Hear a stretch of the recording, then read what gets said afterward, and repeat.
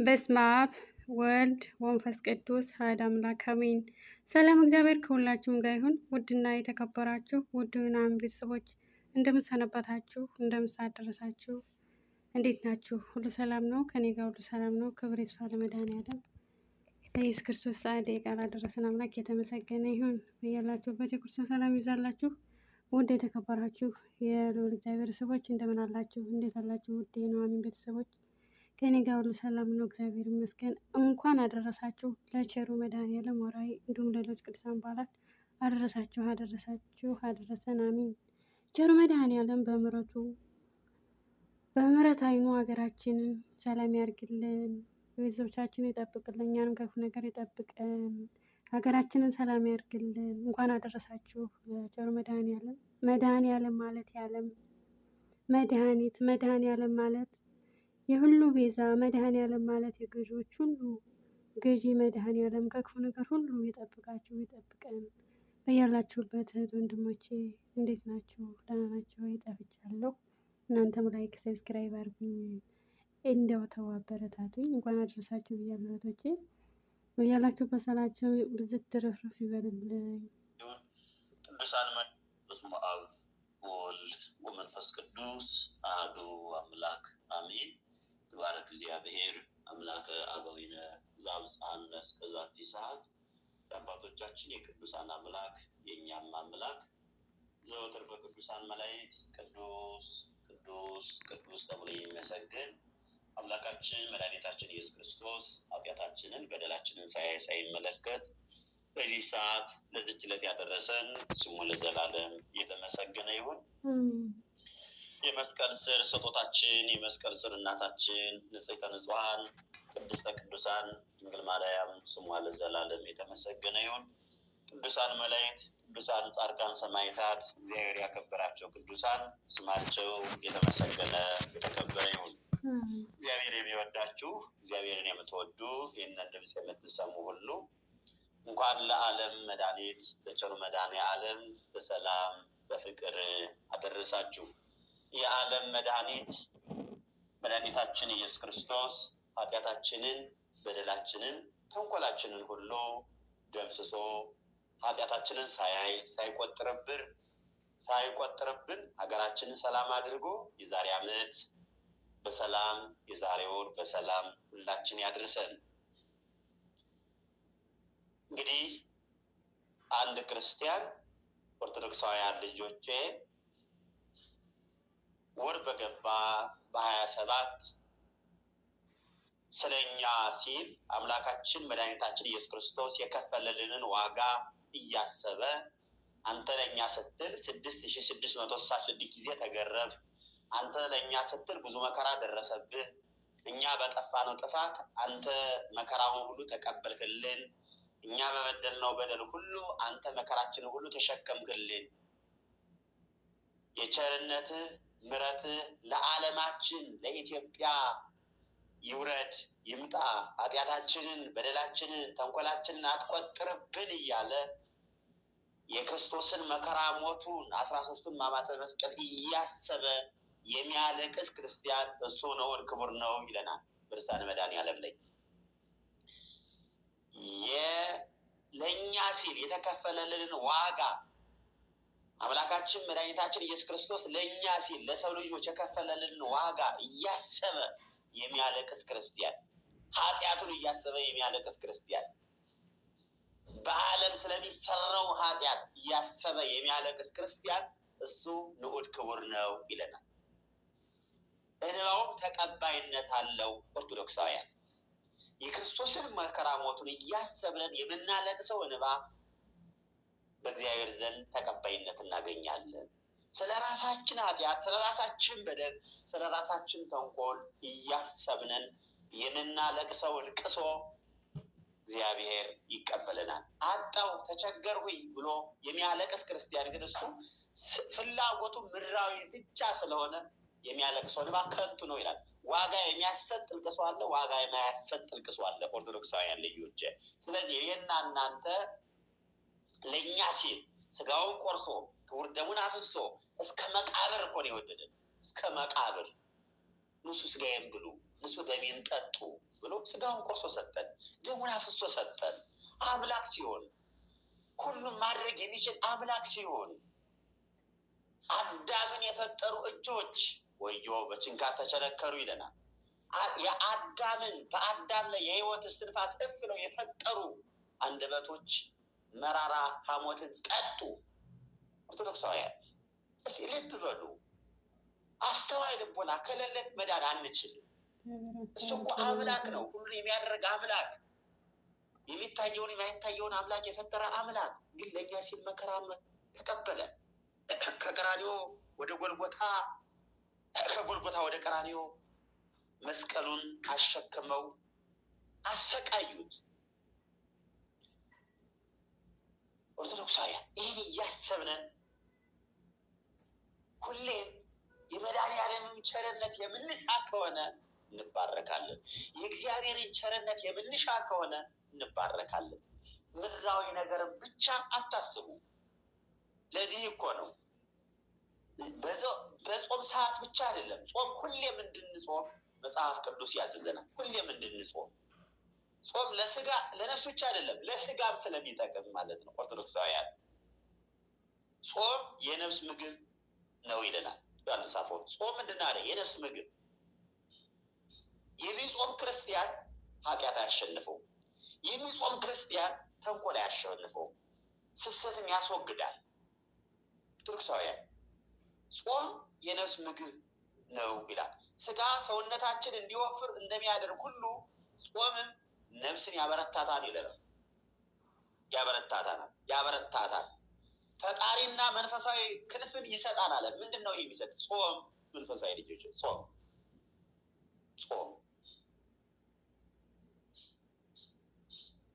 ወደ ሰማያዊ ምስጢር ገብታ በጽሞና እንድትያዝ ያደርጋታል ይላል። ምንድን ነው የሚያደርጋት? ጾም ስንጾም ማለት ነው።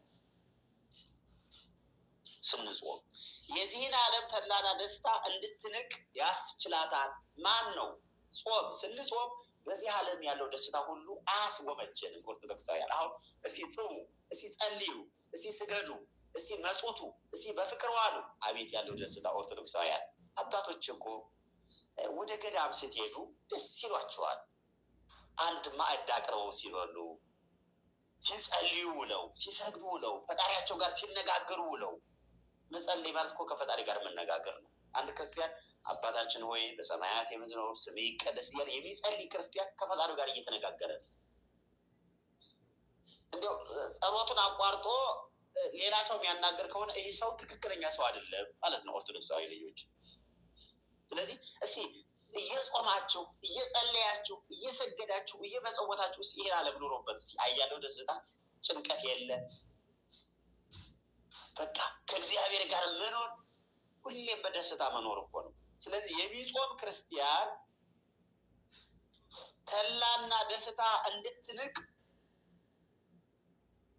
ያስችላታል። ማን? ነፍስን።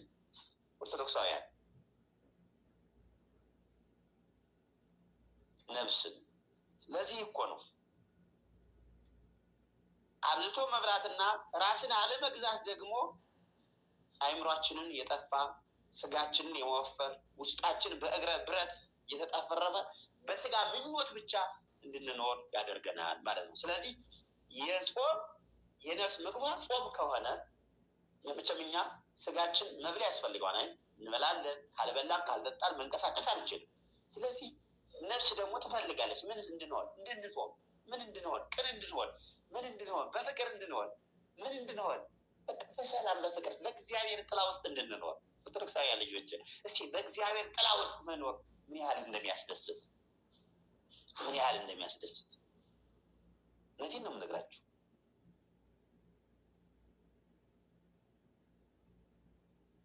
አንዳንዴ አባቶች ምን ይላሉ መሰላችሁ?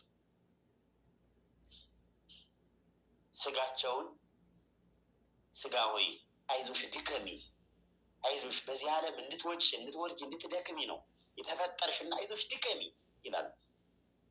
አንድ ባይታዊ አባት አሉና ምን ይላሉ መሰላችሁ? መንፈሳዊ ልጆች ይጾማሉ፣ ይጸልያሉ፣ ይሰግዳሉ እና ሲደክማቸው ስጋ አይዞህ ድከም ይሉታል። ይሉታል መንፈሳዊ ልጆች። እናንተ ትላላችሁ? እስቲ እንዲያው አሁን የነቢያት ጾም እየጾምን ነው አይደል? እስቲ በዚህ በነቢያት ጾም እንዲያው መቼ ነው ልደት ሊደርስ ነው ምናምን እንዲያው ቀኑ ደረሰ ወይስ ጾሙ ሄደ? አይደለም፣ ይሄ ጾም አይባልም። እስቲ በዚህ በነቢያት ጾም ምን ስራ ሰራሁኝ? ከፈጣሪዬ ጋር ምን ያህል ጊዜ ተነጋገሩ? ኃጢአት የተደመሰሰ ወይ? በደሌ የተደመሰሰ ወይ? መልካም ስራ ሰርቻለሁ ወይ? ይሄንን ነው መጠየቅ ያለብን። አባቶቻችን እኮ የነነዌ ሰዎች መጽሐፍ ቅዱስ እንደሚያስተምረን በነቢዩ ዮናስ አማካኝነት ከመጣባቸው ቅጽበትና መከራ በ3 ቀን እኮ ነው ይሄዳሉ። በ3 ቀን በፍቅር ሆኖ ነው ወደ እግዚአብሔር የጮሁ። በአንድነት ሆነው እኮ ነው ወደ እግዚአብሔር የጮሁ። ኦርቶዶክሳዊ መንፈሳዊ ልጆች እስኪ ልብ ብለን ልናስታውል ይገባል። ብዙ ሰዎች መቼ ጾሙ ገባ መቼ ተገደፈ ነው። ይሄ አይደለም ጾም።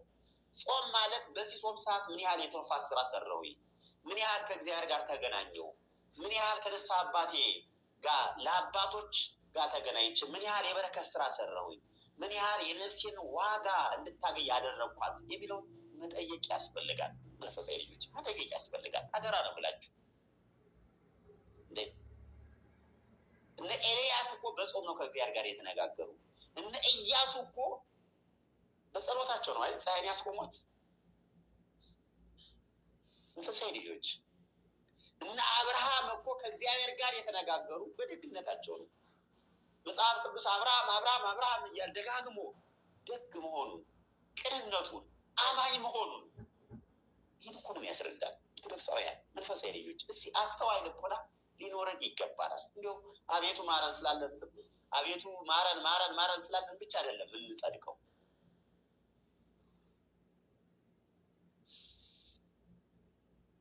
ሃይማኖት እንበለ ምግባር ምውት ኢቲ፣ ሃይማኖት ያለ በጎ ስራ የሞተች ናት ይላል። ያለ በጎ ስራ ያለ መልካም ስራ ምውት ናት፣ የሞተች ናት።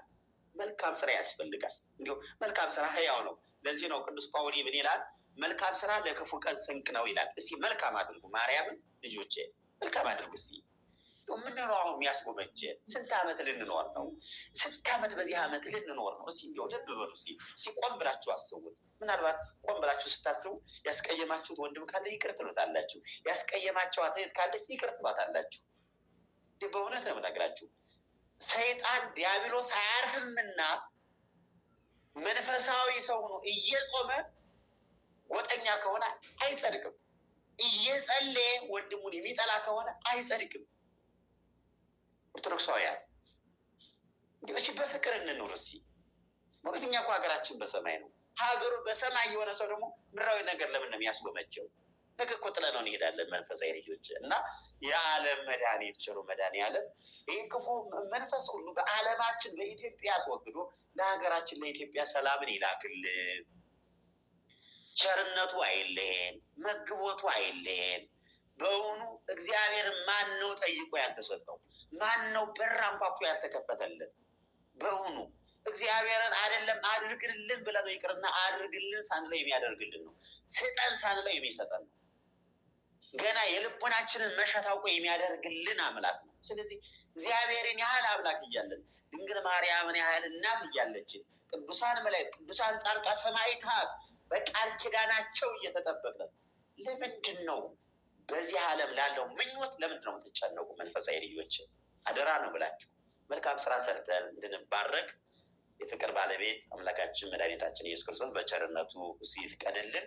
ቸርነቱ በእኛ ላይ ስለበዛ ይክበር ይመስገን መድኃኒዓለም የዓለም ቤዛ ብለን እንጨርሳለን። ቸርነቱ በእኛ ላይ ስለበዛ መግቦቱ በእኛ ላይ ስለበዛ ይክበር ይመስገን መድኃኒዓለም የዓለም ቤዛ። ይክበር ይመስገን መድኃኒዓለም የዓለም ቤዛ።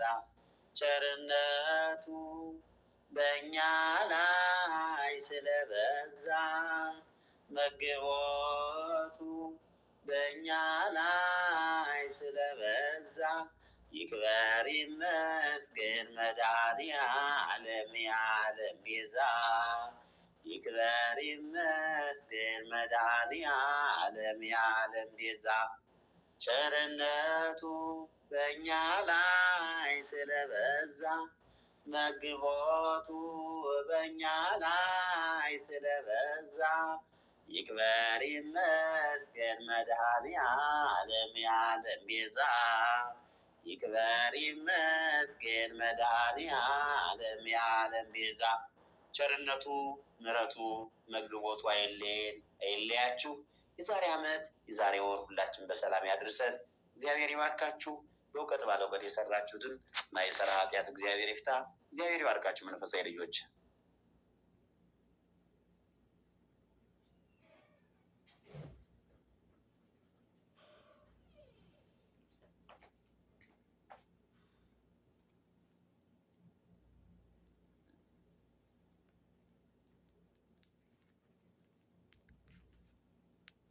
ጻድቃን ሰማዕታት በቃል ኪዳናቸው እየተጠበቅን ለምንድን ነው በዚህ ዓለም ላለው ምኞት ለምንድን ነው የምትጨነቁ? መንፈሳዊ ልጆች አደራ ነው ብላችሁ መልካም ስራ ሰርተን እንድንባረክ የፍቅር ባለቤት አምላካችን መድኃኒታችን ኢየሱስ ክርስቶስ በቸርነቱ እሱ ይፍቀድልን። ቸርነቱ በእኛ ላይ ስለበዛ ይክበር ይመስገን መድኃኔዓለም የዓለም ቤዛ ብለን እንጨርሳለን። ቸርነቱ በእኛ ላይ ስለበዛ መግቦቱ በእኛ ላይ ስለበዛ ይክበር ይመስገን መድኃኔዓለም የዓለም ቤዛ ይክበር ይመስገን መድኃኔዓለም የዓለም ቤዛ ቸርነቱ በእኛ ላይ ስለበዛ መግቦቱ በእኛ ላይ ስለበዛ ይክበር ይመስገን መድኃኔዓለም የዓለም ቤዛ ይክበር ይመስገን መድኃኔዓለም የዓለም ቤዛ ቸርነቱ በእኛ ላይ ስለበዛ መግቦቱ በእኛ ላይ ስለበዛ ይክበር ይመስገን መድኃኔዓለም የዓለም ቤዛ ይክበር ይመስገን መድኃኔዓለም የዓለም ቤዛ ቸርነቱ ምሕረቱ መግቦቱ አይለያችሁ። የዛሬ ዓመት የዛሬ ወር ሁላችን በሰላም ያድርሰን። እግዚአብሔር ይባርካችሁ። በእውቀት ባለ እውቀት የሰራችሁትን ማይሰራ ኃጢአት እግዚአብሔር ይፍታ። እግዚአብሔር ይባርካችሁ መንፈሳዊ ልጆች።